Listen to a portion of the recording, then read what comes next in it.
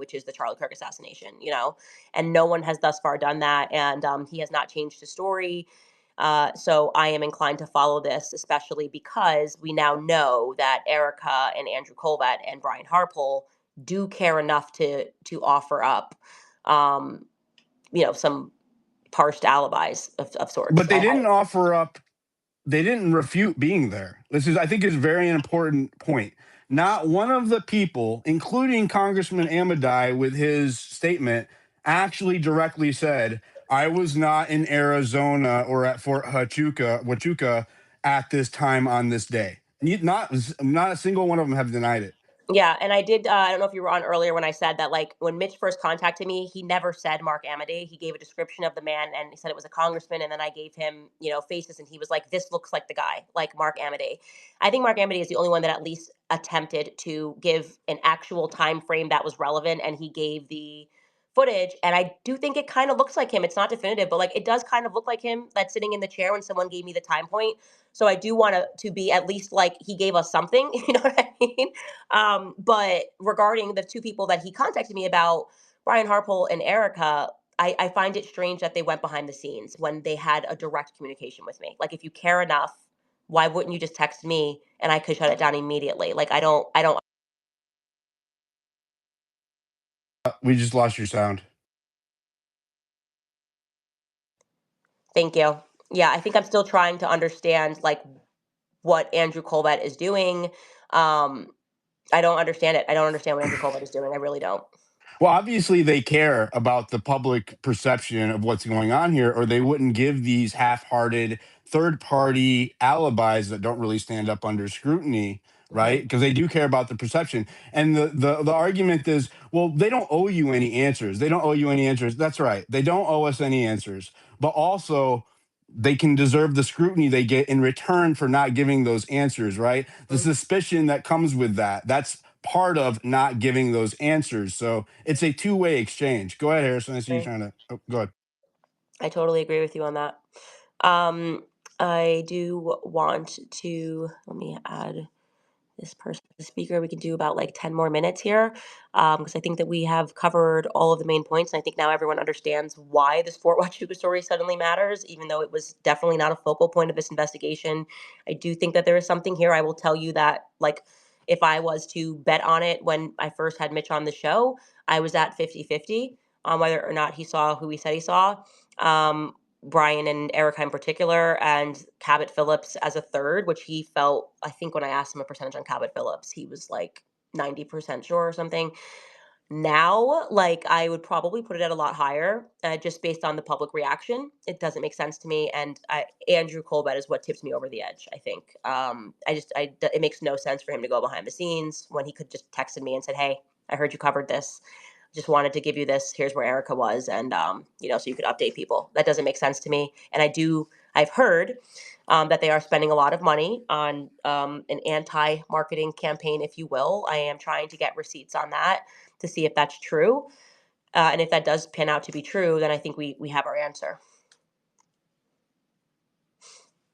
I just added you, Suleiman. Did you want to say anything or did you just want to listen? Yeah, I did want to say something. Hopefully my mic is working. Can you hear me? Because Yes. I'm just in an Uber. Oh, brilliant.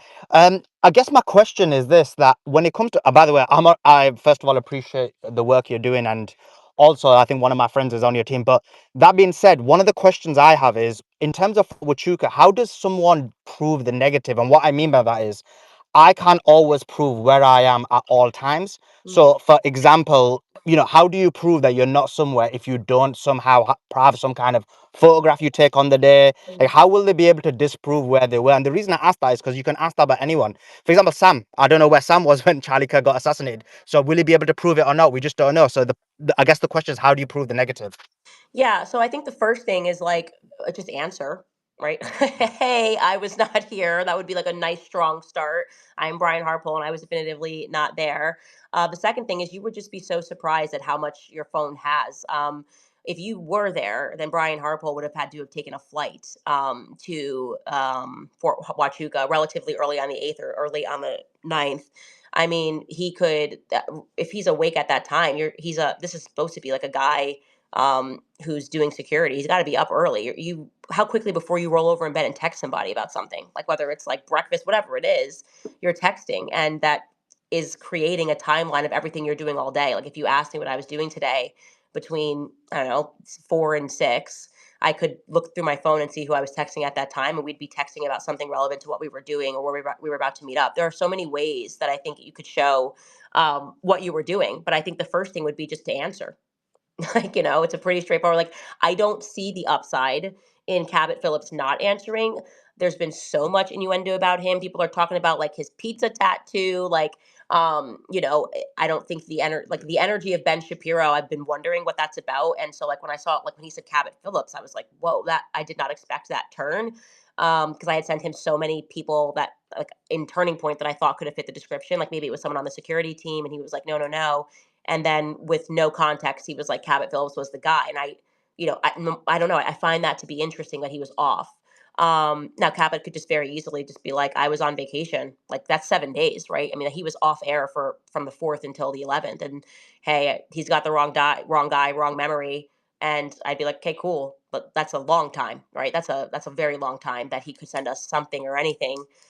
So, yeah, I think there's a million ways, but it would start with just denying it. Like it would be very simple, especially because it's gotten so big. And I want to be able to do that for them. I want to debunk it. I want it to be off of people's minds. Like if Cabot was just like with his family on vacation in Scotland, I want to be like, hey guys, like Mitch we're looking for someone that looks like Cabot. You know what I mean? And so we can focus somewhere else. Or Erica has airtight. Here's where she was. This is what she was doing, and there really are just like, there's just another blonde who was on the base that day. I think that would make a lot of people feel good if they just did that. And Candace, if they hadn't already So weighed it in, so it makes sense. that would be one So thing, so right? it makes so it makes sense what you're saying in terms of if you were to provide a text, what you're proving is that you texted someone. But or if I mean they're not going to give you evidence that they took a flight to Fort Huachuca. So I No. guess because if they did it or they didn't do it, they wouldn't provide it either way. Yeah. And I guess the reason I'm asking the question is I get the logic behind it. Like, first of all, the smart play would have been not to say anything. After he started giving evidence to that Green Beret, it Yeah. now becomes the onus is put on you. So I understand it. I'm on your side on that perspective. Yeah. But I'm saying, hypothetically speaking, let's take Erica Kirk as an example, right? Mm-hmm. Let's say she wasn't there on September the 8th, but she Mm-hmm. hasn't got any digital footprint. Yes, she can deny it. That's one thing. But like, no one's gonna believe her, even if she was to deny it. So how do you actually provide evidence that you weren't there? Other because if you text someone, that's not evidence because you could text from the place or from some other place. It's actually having like some kind of digital footprint Yeah. So somewhere Erica's the else at the perfect exact same time. example because they did. Like you might not have been on earlier, but I reached out to Turning Point again because, like I said, I'm not interested in chasing rabbits. That like I want to actually know what's real and what's not. Yes, Sunday. What's today? On Sunday, I think around 1:00 p.m. I got on the phone with them. I reached out on Sunday. Sorry, on Saturday. Got on the phone with them sometime after mass on Saturday. I mean, on Sunday, pardon, and they were like, hey, like, yeah, she was like making dinner with like organizing or making dinner with Charlie. Like, we're going to send you a message of like between her and Charlie speaking. And I was like, great, amazing. I will literally update Twitter right now and say like Erica was making dinner with Charlie. And they send me a message, but the contact was blacked out. So I went back obviously and I was like, hey, like the contact's blacked out. Like this could be a message between like me and George for all I know. And I was like, do you just mind like just sending, like, I know Charlie's number obviously. So just like, show me the contact. And they were like, oh, we blocked it out because it's like a pet, I don't know, like a nickname that she has for Charlie or whatever. And she just didn't want you to see it. And I was like, okay, well, you can just like change the contact name and just send me like, just send me a video of you opening it so I can see Charlie's number and tell my audience, like, this is confidently a text chain between Charlie and Erica. And then they just said, look, it's Sunday. I think it was like 1:00 or something. And she's busy with the kids, but we'll get you that. And so I waited. It's now been obviously more than 24 hours. It's been like 30. That was yesterday at 1 p.m. Now it's 9 p.m. on Monday, and they haven't sent it to me, like just the number so I could see that it was Charlie. But I'm waiting. But there's a perfect example of how they could just easily show it. So I'm waiting for that. And if I get it, I will clarify to people that she was making dinner. And I also said to them, like, I don't need to show people the message either. So like, don't worry about like his like whatever you call him getting out there. Like I'm happy to just like see it, and I think my audience trusts me enough that I would just say I saw it. So I'm still waiting for it. But that's a perfect example of how it could be done. So that text message you're referring to, are Hmm. you saying that it would indicate her specific location? Like she'd be like, "Oh, guess what, honey? I'm downstairs cooking, I don't know, Yeah, roast like the chicken for convers. you." So I'm recapping here, but it was pretty much like, hey, parking the car, like be up there for dinner, or like, and is dinner ready? Like, yeah, it's on the table now, right? Well, if they have that and it has the date of September 8th, which it had the date of September 8th, and that was the communication, like dinner's on the table now, like I'll be right down or something like that. Okay, great. And they just blacked out the contact. So I can't, obviously I can't say to you guys, like, it was a conversation, it could have been a conversation between me and Mel. It could have been, so I was just like, could you just send that without the contact blacked out? And so that's what I'm waiting for. But that's a perfect example because like you can't go back in time and make that communication with Charlie. Like who else would Charlie be messaging? Like if I could just see this is Charlie and his wife and it said like love you or something like that. So it would be weird if Charlie was randomly texting that to somebody else, but I know his number, so they could just show me his number. And just one other question while I've got you here, and I think it's really important because I've been covering this like from the beginning, generally speaking.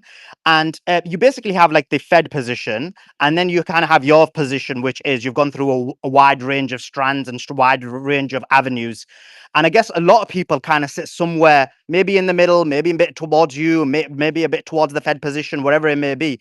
And from your perspective, I kind of know what you're going to say, but just as a question, from your perspective, like where do you sit with the people who don't fully agree with maybe all the lines of investigation you're No. doing, but then do question the Fed position? Like, I think a lot of people feel like there is this kind of idea that you either have to have the Fed position or you have to totally agree with you or Ian Carroll or whatever it may be. So, like, where do you sit with that? No, I appreciate everyone that's investigating.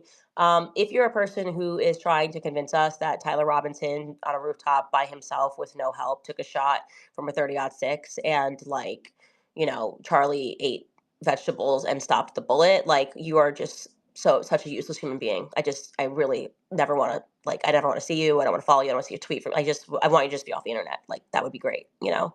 But beyond that, if you accept that something's wrong, obviously, and like there's got to be more to the story, then great. That's why there is so much variety on the internet. And I do think there is a level of this sort of like crowdsourced investigation. So, like, I don't agree with everything that, Ian comes up with. He doesn't agree with everything I say. Like, I don't agree with everything Sam Parker tweets or Myron says. But the point is like, I'm sitting here and I'm pulling together a picture because so many different people are able to pull together different strands. And I personally can say confidently that I sense that we are putting a lot of pressure on the authorities. They seem to be coming undone. There is definitively something here, and they were banking on our ADHD. Like they were banking on, we're going to throw like a memorial, we're going to make it amazing, we're going to give them Trump. They love Trump. He's going to throw red meat.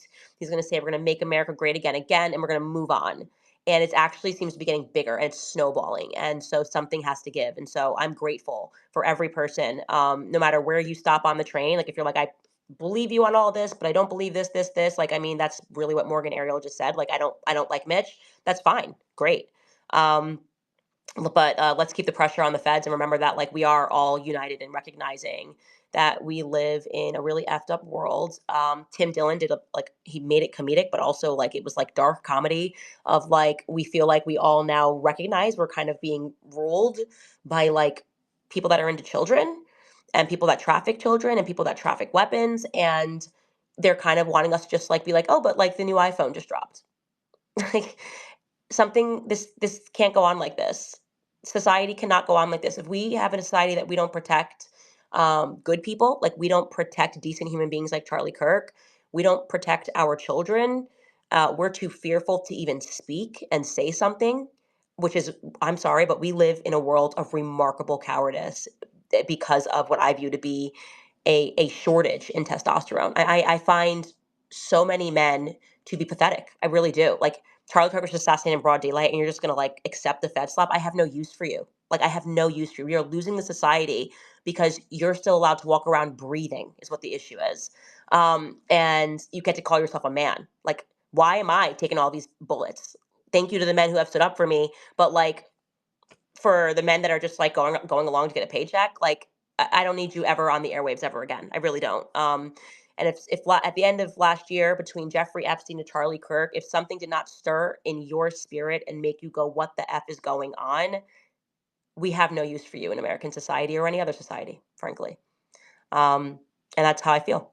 So, thank you to everybody who has jumped on and had this conversation. Again, I appreciate everyone. Harrison, I appreciate you. I think we do have different styles in this, and I hope that you at least hear my perspective and my heart in this. And no, I'm obviously not going to let Fort Huachuca go. My husband's on an MI6, and yeah, I don't care about Mitch's baby mamas. And beyond that, we will, I'll be back. I'm off air all this week, and I'll be back next week. And I have even more explosive stories for you that we have found. We've tracked Tyler Robinson